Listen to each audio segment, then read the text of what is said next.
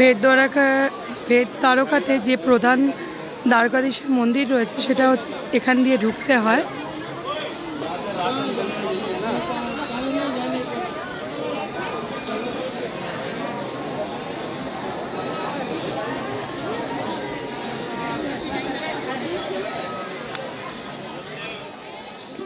নমস্কার সকলকে, গুজরাট সিরিজের চতুর্থ পর্বে জানাই আপনাদের স্বাগত।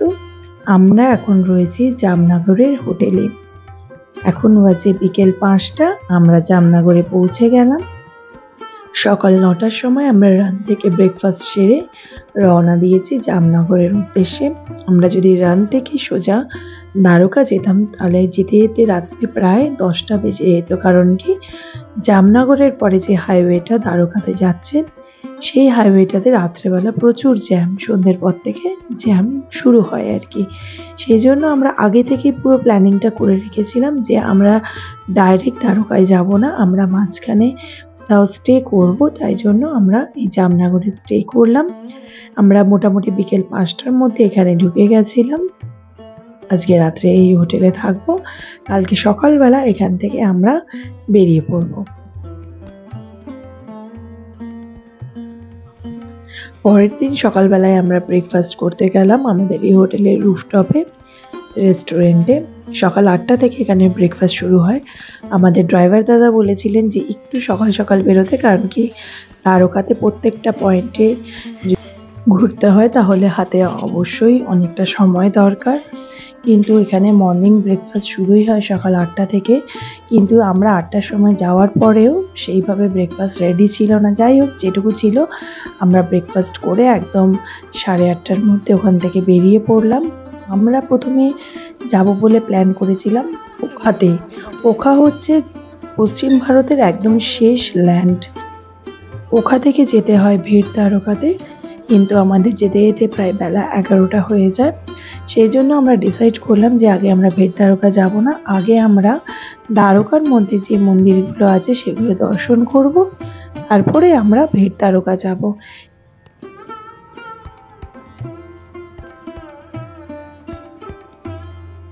দ্বারকার তরুণ পার করে আমরা পৌঁছে গেলাম কৃষ্ণের রাজধানী দ্বারকাতে। দ্বারকায় পৌঁছে আমরা প্রথমে গেলাম রুক্মিণী মাতার মন্দিরে। রুক্মিণী মাতার মন্দিরে প্রসাদ হিসাবে জল দেওয়া হয়। প্রথমে একটু শুনে অবাক লাগলেও এটাই সত্যি। কেন জল দেওয়া হয় তা কিন্তু আমরা শুনে নেব এই মন্দিরে পণ্ডিতদের কাছ থেকে। প্রত্যেক দর্শনার্থীদের এনারা ব্যাখ্যা করে শোনাচ্ছেন কেন রুক্মিণী মাতার মন্দিরে প্রসাদ হিসেবে জল দেওয়া হয়।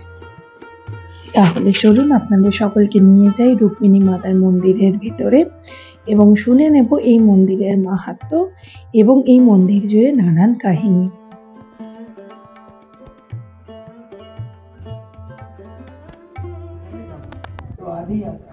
रुक्मणी माँ का दर्शन करो, द्वारका धाम की यात्रा पवित्र।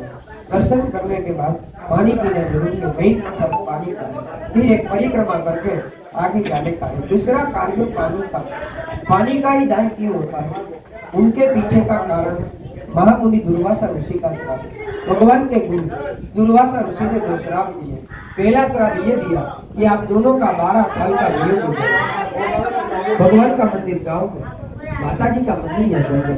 दूसरा श्राप ये दिया, आपकी सोने की नगरी द्वारिका में सब चीज मिलेगा मगर पीने का मीठा पानी नहीं। इस श्राप की वजह से आज की तारीख में एक बूंद भी मीठा पानी पीता नहीं। श्राप की वजह वो भोजन का निमंत्रण दिया मगर भोजन कराया नहीं, पानी पिलाया नहीं, रास्ते में मिलकर पेड़ों में पानी पिया। दुर्वासा ऋषि ने श्राप दिया तो द्वारका नगरी को बर्बाद किया। ये पानी बाहर 20 किलोमीटर दूर से टैंकर के माध्यम से पानी आता है। वो पानी का 4 हिस्सा होता है, गौ माता के लिए, पशु पक्षी के लिए, यात्री को के लिए, माता जी के लिए। किसी यात्री भक्त की इच्छा है कि पूरे 1 दिन पानी का दान करना है तो पूरे 1 दिन का 1000 रुपये लगता है, आधे दिन का 500 रुपये और 11 घंटे का 200 रुपये। इच्छा है सक्रिय मन वाले तो काउंटर के ऊपर भेंट करना, इच्छा नहीं है, शक्ति नहीं है तो हाथ जोड़ना, कोई बात वर्जित नहीं है। आप जो करोगे उनका पुण्य फल आपको और आपके पूर्वजों को मिलेगा। शांति से आना, मोबाइल वगैरह बंद रखना। दर्शन करना फिर पानी पीना। बोलो रुक्मणी माता की জয়।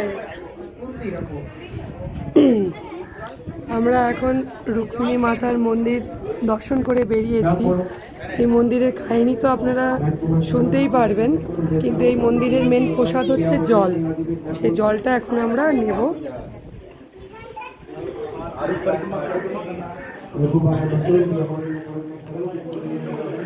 ঠিক আছে, এই হচ্ছে জল, এটা হচ্ছে মাতা রুক্মিণী মন্দিরের প্রসাদ।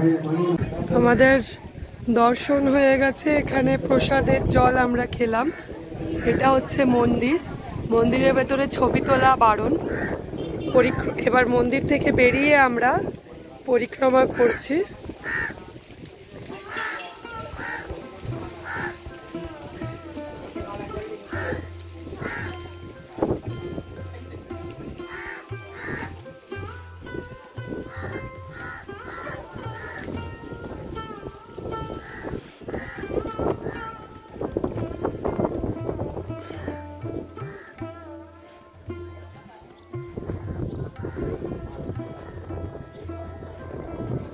মন্দির পরিক্রমা করে আমরা বাইরে বেরোলাম। বাইরে বেরিয়ে এখানে গোমাতাদের ঘাস কিনে খাওয়ালাম।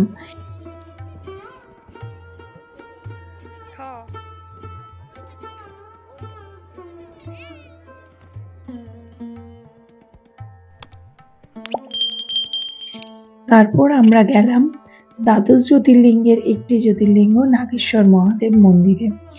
নাগেশ্বর মহাদেব মন্দিরে প্রথমে ঢুকে বাইরে জুতো রাখার জায়গায় জুতো খুলে রেলিং ঘেরা জায়গার মধ্যে দিয়ে ভিতরে প্রবেশ করতে হয়। আমরা যখন গেছিলাম তখন মন্দির চত্বর প্রায় ফাঁকাই ছিল, সেই রকম লাইন দেখতে পাইনি। আমরা একেবারেই মন্দিরের ভেতরে প্রবেশ করে গেছিলাম। মন্দিরের ভেতরে এইভাবে ডালা পাওয়া যায়, সব কিছু দিয়ে সাজানো। ডালার মূল্য 150 টাকা থেকে শুরু। এখানে প্রত্যেকটি ডালায় একটি রূপোর নাগ ও নাগিনী দেওয়া হয়। বলা হয় এখানে শিব ও পার্বতী নাগ ও নাগিনী রূপে পূজিত হন।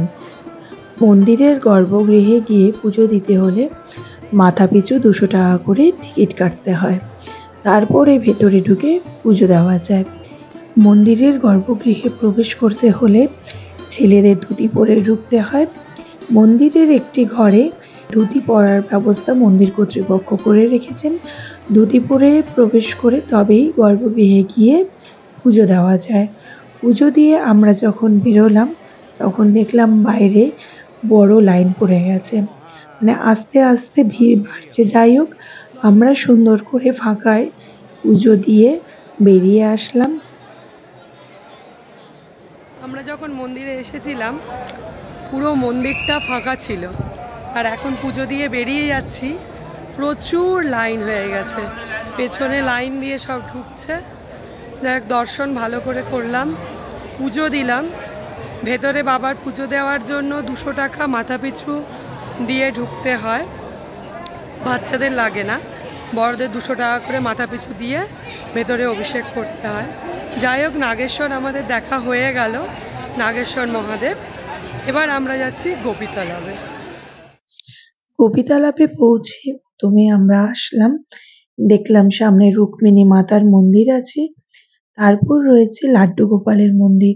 এই দুটো মন্দির আমরা দর্শন করে তারপর আমরা চলে গেলাম গোপীতালাপের উদ্দেশ্যে। গোপীতালাপ এই মন্দির থেকে প্রায় 150 মিটার দূরে হেঁটে যেতে হয়। এখানে কিন্তু অনেক বাহারি রকমারি জিনিসের দোকান আছে। গুজরাটের যে জিনিসগুলো বিখ্যাত, বলা হয় হাতে তৈরি করা জিনিস, এখানে কিন্তু সেগুলো পাওয়া যাবে। ছোট বাচ্চাদের জন্য কিন্তু ঘাগরা টাগরা খুব সুন্দর বিক্রি হচ্ছিল। আমিও এখান থেকে কিনে নিলাম আমার মেয়ের জন্য কয়েকটা ঘাগরা। যাই হোক, গোপীতালাপ এর দুখানা ঘাট আছে, একটা হচ্ছে মেন ঘাট আর একটা হচ্ছে পার্শ্ববর্তী ঘাট আর কি।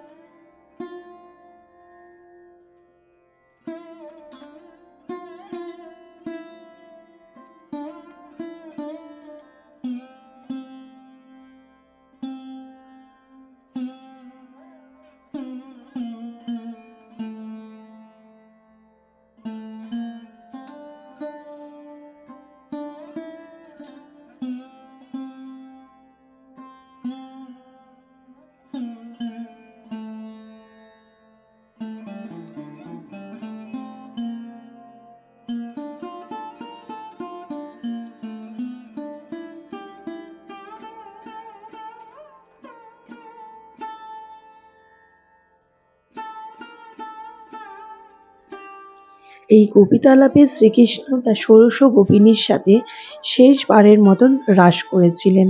আর গোপীতালাপ নামকরণের আরেকটা কারণ হলো এই তালাব অথবা লেকের মাটি কিন্তু হলুদ বর্ণের।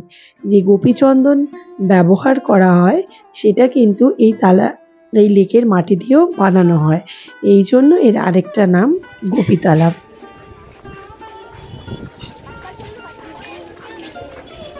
গোপীতালাপ থেকে আমরা সোজা চলে গেলাম ওখাতে।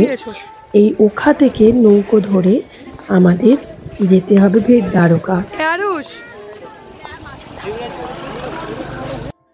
দূরে যে ব্রিজটা দেখতে পাচ্ছেন এটি সুদামা ব্রিজ। কাজ প্রায় সম্পন্ন, হয়তো 2024-এর শেষের দিকে এটি উদ্বোধন হতে পারে। তখন কিন্তু একদম সরাসরি গাড়িতে করে ভেটদ্বারকা পৌঁছানো যাবে।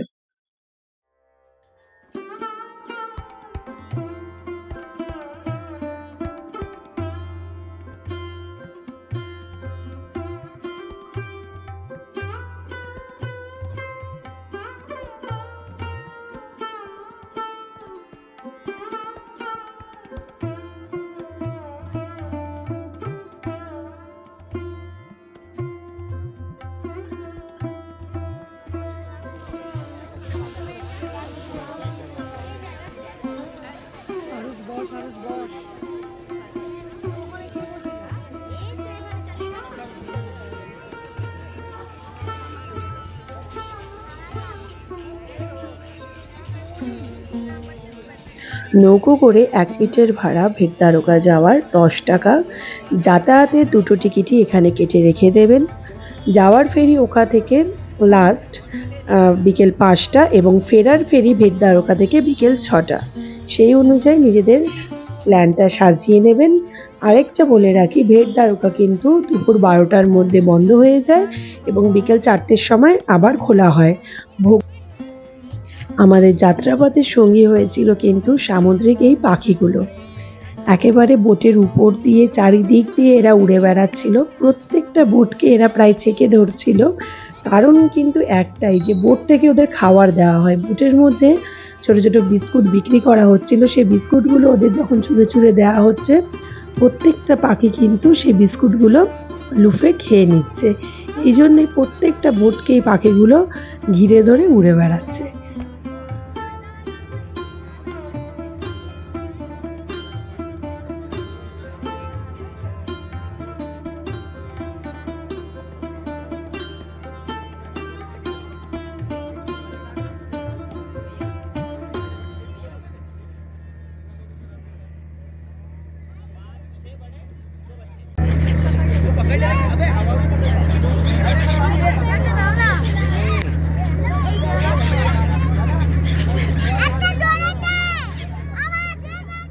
পনেরো মিনিট ধরে আসার পরে আমরা পৌঁছে গেলাম ভেটদ্বারকার ঘাটে।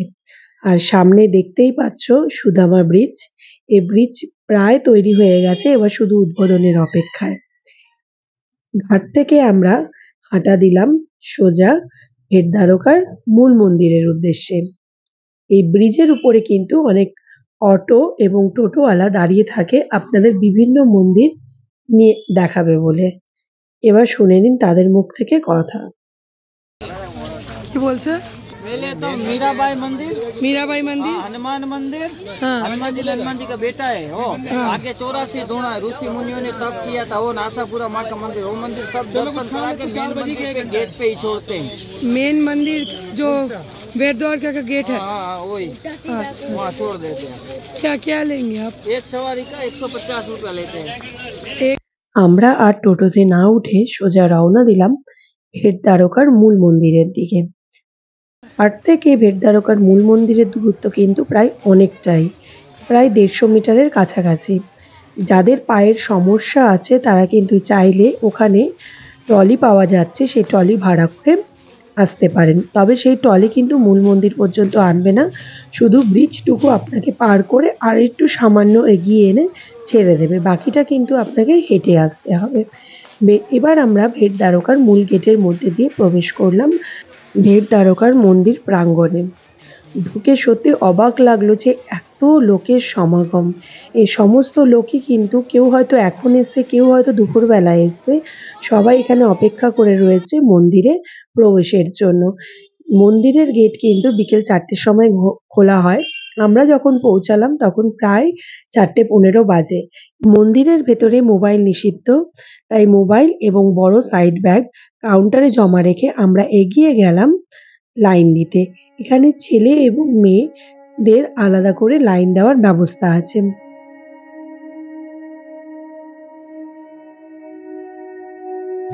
এই ভেট দ্বারকা হলো সেই দেবভূমি, যে দেবভূমিতে সুদামা ছুটে এসেছিলেন নিজের প্রিয় মিত্র কৃষ্ণের সঙ্গে দেখা করতে এবং নিয়ে এসেছিলেন এক মুঠো চাল ভেট হিসেবে। সেই জন্য ভেট দ্বারকা মন্দিরের ভেতরে আপনি চাইলে এখানে ব্রাহ্মণদের উদ্দেশ্যে চাল দান করতে পারেন। প্রায় ঘন্টাখানেক সময় নিয়ে আমরা দর্শন সেরে আবার ফিরে আসলাম ঘাটে এবং রওনা দিলাম ওখার উদ্দেশ্যে। ভেট দ্বারকার মন্দিরের ভেতরে যখন প্রবেশ করবেন তখন এক একটি গ্রুপ বানিয়ে সেখানকার পান্ডারা আপনাদের মন্দির প্রাঙ্গণ ঘুরে দেখাবে। কোথায় শ্রীকৃষ্ণের সঙ্গে সুদামা দেখা করতে এসেছিলেন, শ্রীকৃষ্ণের সেখানে যে মূর্তিটি রয়েছে দ্বারকাধীশের, সেটি বানিয়েছিলেন ওনার অর্ধাঙ্গিনী রুক্মিণী নিজের হাতে। সেই মূর্তিটি প্রায় ৫,৫০০ বছরের পুরনো। এই পড়ন্ত বিকেলে সমস্ত কিছুকে সাক্ষী রেখে শ্রীকৃষ্ণের মায়ার বন্ধনে আমরা যেন সবাই আবদ্ধ হয়ে গেছিলাম। একটা ভ্রমের মধ্যে দিয়ে আমরা সবাই ফিরছিলাম এই ভেট দ্বারকা থেকে। আবার কোনোদিন যদি কপালে থাকে অবশ্যই আসার চেষ্টা করব ভেট দ্বারকাতে। খুব সুন্দর একটা জায়গা, আর সেই দেবভূমি যেখানে শ্রীকৃষ্ণ স্বয়ং ছিলেন, ভাবতেই যেন গায়ে কাঁটা দিয়ে যাচ্ছে। আজকের দিনের মতন আমাদের দ্বারকা ঘোরা শেষ হলো। তারপর আমরা রওনা দিলাম আমাদের হোটেলে। হোটেলটি ছিল দ্বারকাতে, দ্বারকা মন্দিরের একদম কাছে। হোটেলটির নাম দ্য গ্র্যান্ড দ্বারকাধীশ। এই হোটেলে আজকে রাত্রে আমরা থাকবো এবং সকালবেলা হোটেলের পাশেই হচ্ছে দ্বারকা মন্দির, সেটি দর্শন করে তারপর আমরা রওনা দেব পরবর্তী গন্তব্যে।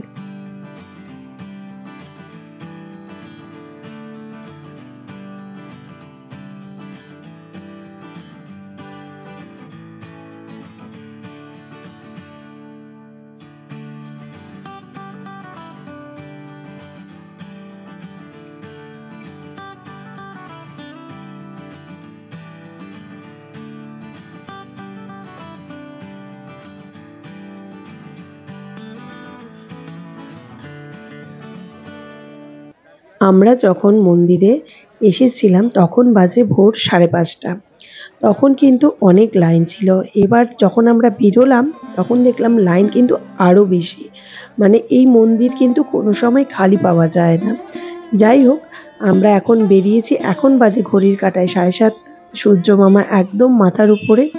মন্দির প্রাঙ্গণ আপনি ঘুরে দেখতে চাইলে একজন ব্রাহ্মণকে আপনি সঙ্গে করে নিয়ে ঘুরে দেখতে পারেন।